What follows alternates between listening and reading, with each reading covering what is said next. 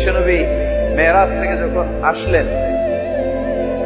এসে ঘটনা বর্ণনা শুরু করলেন, আমি মক্কা থেকে ফিলিস্তিন গিয়েছি, ফিলিস্তিন থেকে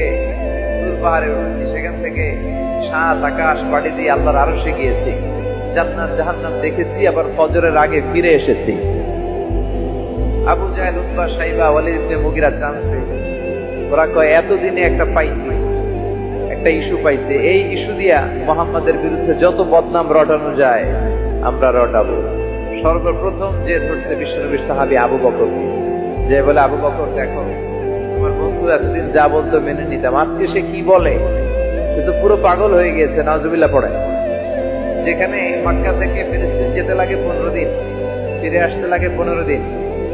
যেতে আর আসতে লাগে 1 মাস, সে নাকি মাঝরাতে উঠে বাইতুল মুকাদ্দাস গিয়েছে, নবীদের নিয়ে ইমামতি করেছে নামাজের, আরশে গিয়েছে, জান্নাত